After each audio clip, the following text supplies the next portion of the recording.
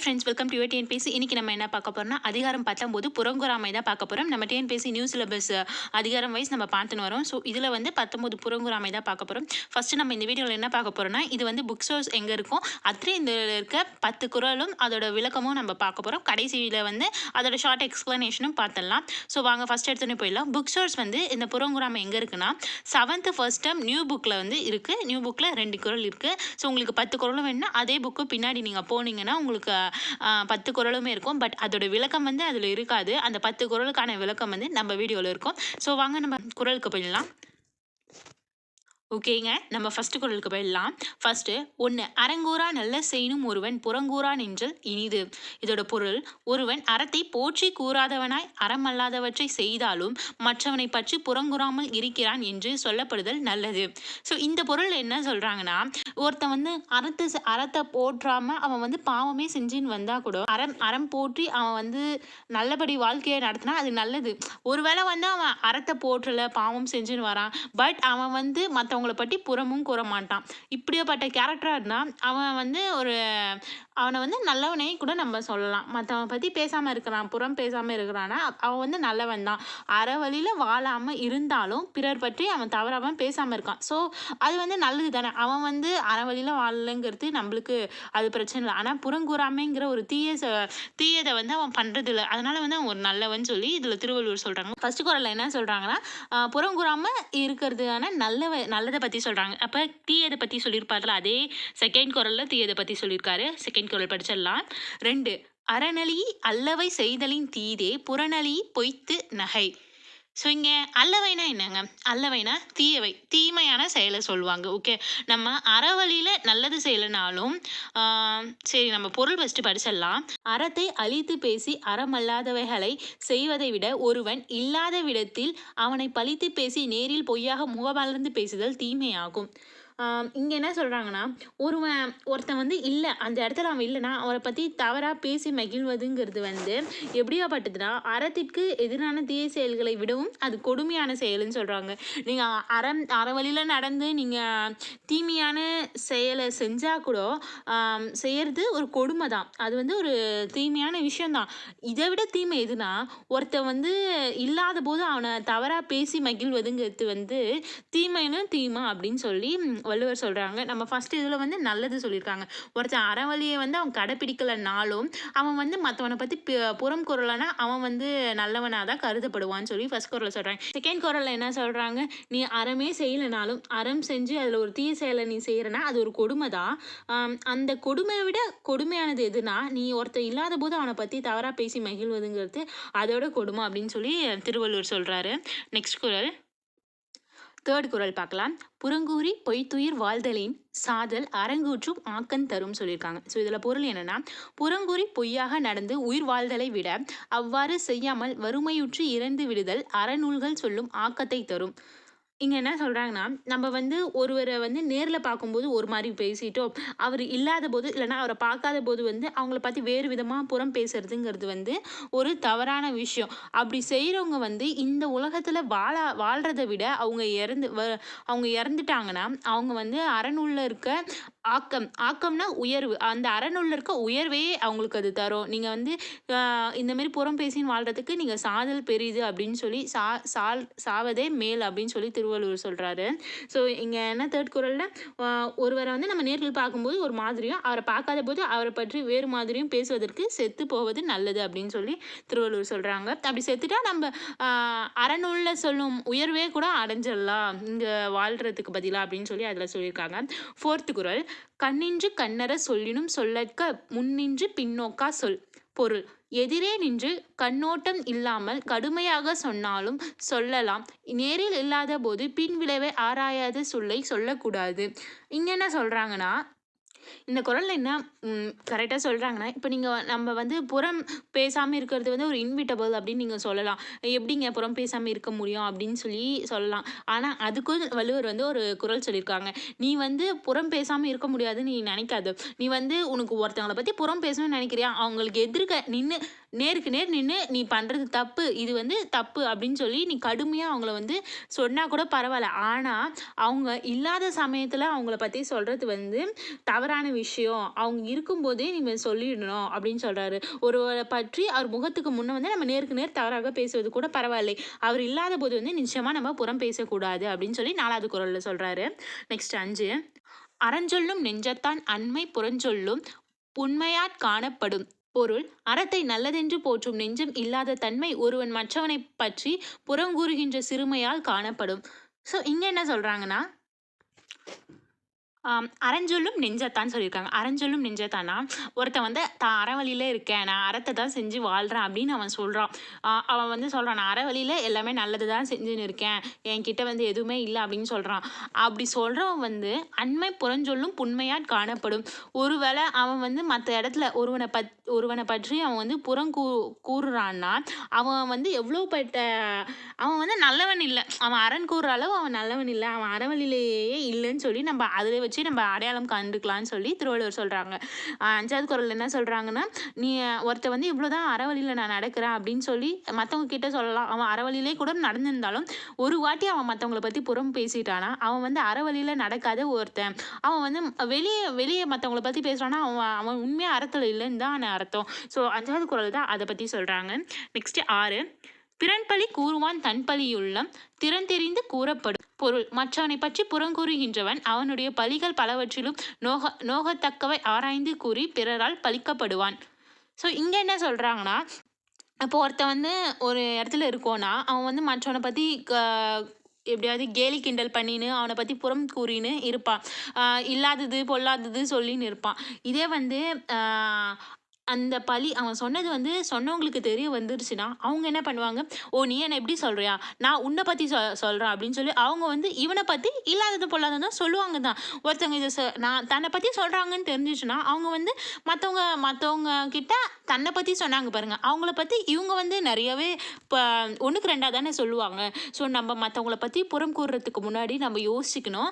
நம்மளை பற்றியும் மற்றவங்க கூறுவாங்க, நம்மளை பற்றி நிறையவும் கூறுவாங்க, இல்லாத பொல்லாத கூறுறதுக்கு நிறைய பேர் இருக்காங்க அப்படின்னு சொல்லி நம்ம நினைச்சுக்கணும்னு சொல்லி திருவள்ளுவர் சொல்றாரு. நெக்ஸ்ட் 7th குறள் பகசொல்லி கேளிர் பிரிப்பர் நகசொல்லி நட்பாடல் தோற்றாதவர். மகிழும்படியாக பேசி நட்பு கொள்ளுதல் நன்மை என்று தெரியாதவர் தம்மை விட்டு நீங்கும்படியாக புறம் கூறி நண்பரை பிரித்து விடுவர். இங்கே வந்து என்ன சொல்லியிருக்காங்க, நகை நம்ம வந்து நம்ம ஃப்ரெண்ட்ஸ் கூட வந்து நல்லா கேலி பண்ணி நகைச்சுவை பண்ணி நம்ம இருக்கிறது வந்து நட்பு கொள்வது வந்து ஒரு நன்மை அப்படி அதை வந்து நம்ம சிரித்து பேசி இருக்கிறது தான் நட்பு அப்படின்னு சொல்லி தெரியாதவன் வந்து என்ன பண்ணுவானா, அவன் வந்து புறம் பேசி அவனோட குணத்தாலேயே வந்து தன்கிட்ட இருக்கிற நண்பர் எல்லாருமே இழந்துருவான். எப்படி சொல்லணும்னா, ஒருத்தன் வந்து நல்லபடியாக பழகி இனிமையாக பழகி நண்பர்களை வந்து பெருக்கிறது தான் சரியான செயல். அதே வந்து ஒருத்தன் புறம் பேசும் குணத்தால் வந்து அவன் தன்னோட நண்பர்களை வந்து அவன் இழக்க தான் செய்வான். ஒருத்தன் வந்து புறம் பேசுறானா நம்மளுக்கே தெரியும், இவன் நம்மளை பற்றி அவன் மற்றவங்களை பற்றி புறம் பேசுறானா கடைசியில் நம்மளை பற்றி அவன் புறம் பேசுவான்னு சொல்லி நம்மக்கிட்ட வந்து யாருமே நண்பர்களாக இருக்க மாட்டாங்க. இதுதானே உண்மை. ஸோ அவங்க வந்து நம்மள இருக்கிற ஃப்ரெண்ட்ஷிப்புமே போயிடும் அப்படின்னு சொல்லி 7th குறள் சொல்கிறாங்க. அதை பகை சொல்லி கேளிர் பிரிப்பர் நகை சொல்லி நட்பாடல் தோற்றாதவர் அப்படின்னு சொல்கிறாங்க. நெக்ஸ்ட் 8 துண்ணியார் குற்றமும் தூற்றும் மரபினர் என்னைக்கொள் ஏதிலார் மாட்டு. ஏதிலார்னா அயலவர்னு சொல்லுவாங்க. ஓகேங்களா? இப்போ பொருள் படிச்சிடலாம். நெருங்கி பழகியவரின் குற்றத்தையும் புறங்கூறி தூற்றும் இயல்புடையவர் பழகாத அயலாரிடத்தில் என்ன செய்வாரோ. நம்ம வந்து நிறைய பேரை பார்த்துருப்போங்க. நம்ம நிறைய பேர் எப்படின்னா தான் பெஸ்ட்டு ஃப்ரெண்டாக இருப்பாங்க, இல்லைன்னா தான் கூட பிறந்தவங்க கூட இருக்கலாம், தன்னை கூட நெருங்கி தொடர்புங்க கூட இருக்கலாம். அவங்கள வந்து என்ன பண்ணுவாங்கன்னா நல்லா பேசின்னு இருப்பாங்க. நம்மளுக்கே தெரியும் அவங்க 2 பேரும் செம பெஸ்ட்டு ஃப்ரெண்ட்ஸு, அவங்க இணைப்பிராத தோழர்கள் தோழிகள் எப்படின்னு நம்மளுக்கே தெரியும். ஆனால் என்ன பண்ணுவாங்க தெரியுமா, அவங்க 2 பேரும் வந்து ஒரு இடத்துல இல்லைன்னா யாராவது ஒருத்தவங்க என்ன சொல்லுவாங்க, அவன் இருக்கான் பாரு சரியான வஸ்டின்னு சொல்லுவாங்க. ஆனால் நம்மளுக்கு தெரியும் அவங்க 2 பேரும் பெஸ்ட்டு ஃப்ரெண்டுன்னு. ஒருத்தன் வந்து தான் பெஸ்ட்டு ஃப்ரெண்டே வந்து இப்படி புறம் பேசுறானா, இப்போ வந்து நம்ம வந்து யாரோ ஒருத்தவங்கள தான் இருப்போம். இப்போ நம்ம அவங்களுக்கு அயலாக தான் இருப்போமே. நம்மளும் வந்து அவங்க மற்றவங்க கிட்ட என்ன செய்வாங்க, நம்மளை பற்றி மற்றவங்க கிட்ட எப்படி பேசுவாங்க, தன்னுடைய பெஸ்ட் ஃப்ரெண்டே அவன் இப்படி சொல்கிறான், நம்மளாம் என்னத்துக்கு ஆவறது அப்படின்னு தானே நம்ம நினச்சிக்கணும். ஸோ ஜாக்கிரதையாக இருங்க ஃப்ரெண்ட்ஸ். நெக்ஸ்ட்டு 9th குறள் அறநோக்கி ஆற்றுங்கோல் வையம் புறநோக்கி புன்சொல் உரைப்பான் பொறை. பொருள் ஒருவர் நேரில் இல்லாதது கண்டு பழி சொல் கூறுவனுடைய உடல் பாரத்தை இவனையும் சுமப்பதே எனக்கும் அறம் என்று கருதி நிலம் சுமக்கின்றதோ. இங்க வந்து திருவள்ளுவரே ஆச்சரியப்பட்டு கேட்குறாரு. ஒருத்தன் வந்து நேர்ல இல்ல. அவன பத்தி புறம் கூறின்னு ஒருத்தன் இருக்கான். அவன் வந்து அவன் வாழ்றதே வேஸ்ட்டுன்னு சொல்லி திருவள்ளுவர் முதலே ஒரு குறள்ல சொல்ட்டாரு. ஸோ அவனுடைய உடல் பாரத்த வந்து இந்த பூமி எப்படி ஏன் தெரியுமா சுமக்குது? இந்த இந்த மாரியே ஒருத்தன நம்ம சுமக்குறோமே, அதனாலாச்சும் நம்மளுக்கு ஒரு நன்மை வரட்டும் அப்படின்னு சொல்லி, ஒரு வேளை சுமக்குதா? அப்படின்னு சொல்லி திருவள்ளுவர் கேட்குறாரு. உங்களுக்கு புரியுதா ஃப்ரெண்ட்ஸ்? இப்ப இவன் வந்து புறங்கூறது வந்து தப்பு தான். அவன் வந்து இந்த பூமியில இல்லனாவே பரவால்ல அப்படின்னு சொல்லி திருவள்ளுவர் சொல்றாரு. அவன வந்து இந்த பூமி வந்து சுமக்குதுல்ல, அந்த பூமி நெனச்சுக்குதாம், இந்த மாரியெல்லாம் இந்த மாரி கேரக்டர் உள்ளவன வந்து நம்ம சுமக்கிறதுக்கு சுமந்தா நம்மளுக்கு வந்து ஒரு அறமாச்சு கிடைக்கும். இந்த மாரி பாவம் பண்ணவன சுமக்கிறோம். பாவம் பண்ணவனே இந்த பூமி சுமக்குது. அதனால நம்மளுக்கு ஒரு அறம் வரட்டும்னு சொல்லி பூமி நெனச்சுக்குதாம். அப்படின்னு சொல்லி திருவள்ளுவர் சொல்றாரு. நெக்ஸ்ட் 10th "ஈதிரால் குற்றம் போல் தங்குற்றம் காண்கிற்பேன் தீதுண்டோ மன்னும் உயிர்க்கு." ஸோ இந்த குறளில் வந்து என்ன சொல்ல போறாருன்னு நான் ஃபஸ்ட்டே சொல்லிடுறேன். இவ்வளோ சொல்லிட்டு வந்துட்டார்ல, நல்லது எது தீயது எது, ஏன் நம்ம புறம் பேசுகிறோம், புறம் பேசாமல் இருக்கிறது எப்படி அப்படிலாம் சொல்லியிருக்காங்களே. ஸோ நம்ம அது பேசாமல் இருக்கிறது எப்படி, அதை வந்து நம்ம எப்படி கடைபிடிக்கிறது அப்படின்னு புறம் பேசாமல் இருக்கிறதுனால வரும் நன்மை வந்து இப்போ சொல்ல போகிறாரு.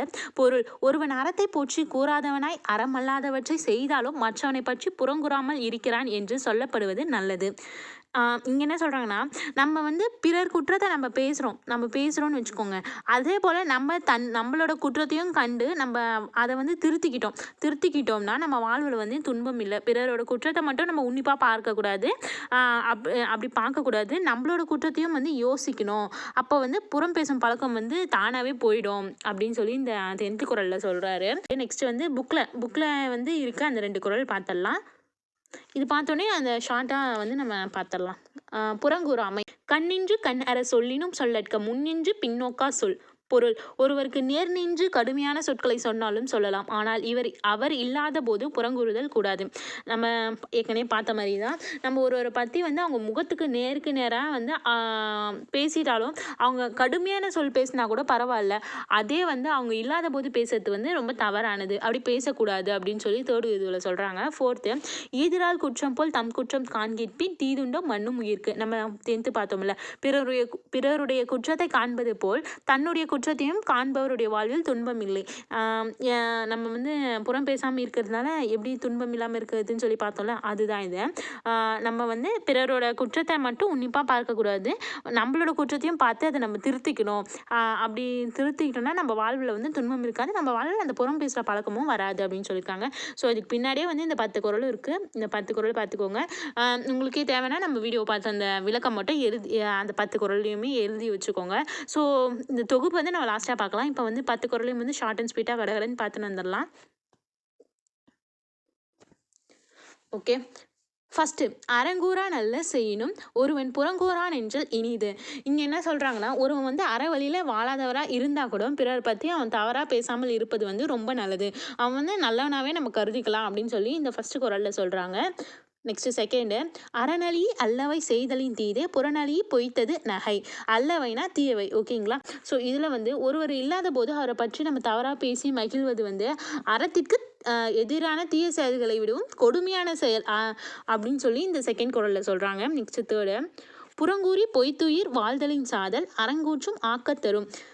இந்த 3rd குறள் என்ன சொல்கிறாங்கன்னா, நம்ம ஒருவரை நேரில் பார்க்கும்போது ஒரு மாதிரியும், அவர் இல்லாத போது வந்து அவரை பற்றி புறம் கூறுறது இல்லாத பொல்லாது சொல்கிறதுக்கு பதிலாக நம்ம செத்து போவது நல்லது, இறந்து போதல் சாதல் நல்லது, இறந்தாவாச்சு நம்மளுக்கு வந்து இந்த அறநூலில் சொல்கிற உயர்வுகளாச்சும் நம்மளுக்கு வந்து சேரும் அப்படின்னு சொல்லி 3rd குறளில் சொல்கிறாங்க. 4th வந்து கண்ணின்று கண்ணற சொல்லினும் சொல்லற்க முன்னின்று பின்னோக்கா சொல். 4th என்ன சொல்கிறாங்க, நம்ம பார்த்தது தான், ஒருவரை பற்றி அவங்க முகத்துக்கு நேருக்கு நேராக தவறாக பேசுறது கூட பரவாயில்ல, ஆனால் வந்து அவங்க இல்லாத போது நம்ம நிச்சயமாக பேசக்கூடாது அப்படின்னு சொல்லி 4th குறளில் சொல்கிறாங்க. நெக்ஸ்ட் 5th என்ன சொல்கிறாங்கன்னா, ஒருத்தன் வந்து எவ்வளோதான் நான் இப்படி அறமாக இருக்கேன், அற வழியில் நான் நடக்கிறேன் அப்படின்னு சொல்லி அவன் சொன்னால் கூட அவன் வந்து இவ்வளோ சொல்லி அவன் வந்து நம்ம மற்றவங்கள பற்றி புறம் பேசுறதை பார்த்துட்டு அவன் அற வழியில் நடக்கலைன்னு சொல்லி நம்ம புரிஞ்சுக்கலாம். அவன் புறங்கூறான ஒரு சிறுமையானவன், அவன் வந்து நல்லவன் இல்லைன்னு சொல்லிட்டு நம்ம அதே நம்மளுக்கு அடையாளம் காட்டி கொடுத்துரும். நெக்ஸ்ட் 6th, திறன்பலி கூறுவான் தன்பலியுள்ளும் திறன் தெரிந்து கூறப்படும். 6th குறளில் என்ன சொல்கிறாங்கன்னா, நம்ம வந்து மற்றவங்களை பற்றி புறம் சொல்லி கோல் மூட்டுறோம், இல்லாதது பொல்லாதது சொல்கிறோம் அப்படின்னு வச்சுக்கிட்டோன்னா அது சொன்னோம்ல ஒரு நபரை பற்றி, அந்த நபர் என்ன பண்ணுவாங்க, இது நம்மளை தெரிஞ்சிடுச்சு, நம்ம சொன்னது தெரிஞ்சிச்சுன்னா அவங்க வந்து நம்மளை பற்றி இல்லாதது பொல்லாததுன்னு சொல்லுவாங்க, நிறையாவே நம்மளை பற்றியும் சொல்லிடுவாங்க. ஸோ நம்ம வந்து யாரை பற்றியும் சொல்லாமல் இருக்கிறது நல்லது. ஓகேங்களா? 6th குறள் இதுதான். நம்ம நோகிற அளவுக்கு அவங்க சொல்லிடுவாங்க அப்படின்னு சொல்லி 6th குறளில் சொல்கிறாங்க. நெக்ஸ்ட் 7th, பகை சொல்லி கேளிர் பிரிப்பர் நகை சொல்லி நட்பாடல் தோற்றாதவர். நம்ம வந்து இனிமையாக பேசி பழகி நண்பர்களை பெருக்கணும், அதுதான் சரியானது. இதே வந்து புறம் பேசுகிற குணத்தால் நம்ம இருந்தோன்னா நம்மளுக்கு வந்து இருக்கிற நண்பர்களையுமே வந்து நம்ம இழந்துருவோம் அப்படின்னு சொல்லி 7th சொல்கிறாங்க. 8th வந்து துன்யார் குற்றமும் தூற்றும் மரபினர் என்னைக்குள் ஏதிலார் மாட்டும். ஏதிலாருங்கிறது வந்து அயலவரை சொல்கிறாங்க. ஸோ இங்கே வந்து துன்யார் குற்றமும் தூற்றும் மரபினர்னா, துன்யார்னா நெருங்கி பழகுறாங்களே, நம்ம நெருங்கி பழகினவங்களை பற்றியே குற்றம் புறங்கூறி பேசுகிறோன்னா, புறங்கூறுற ஒருத்தன் இயல்புடையவர்னா அவன் வந்து பழகாத ஒரு அயலாரை பற்றி என்ன பண்ணுவான், அவன் நெருங்கி பழகுறவனே இவ்வளோ பேசுகிறானா, பழகாதவங்களை பற்றி அவன் எவ்வளோ பேசும் அப்படின்னு சொல்லி நினச்சிக்கணும்னு சொல்லி 8th குறளில் சொல்கிறாங்க. நெக்ஸ்ட் 9th, அறம் நோக்கி ஆற்றுங்கோல் வையம் புறம் நோக்கி புன்சொல் உரைப்பான் பொறை. இங்கே என்ன சொல்கிறாங்கன்னா 9th குறளில், ஒரு புறம் பேசுகிறான்னா அவன் வந்து மோசமானவன் தான், புறம் பேசுறதே தவறானது தான். அந்த புறம் பேசுகிறான், அவன் மோசமாக குணத்தை கொண்டவனோட பாரத்தையே இந்த பூமி சுமக்குதுன்னா அந்த பூமி எவ்வளோ பொறுமையானது.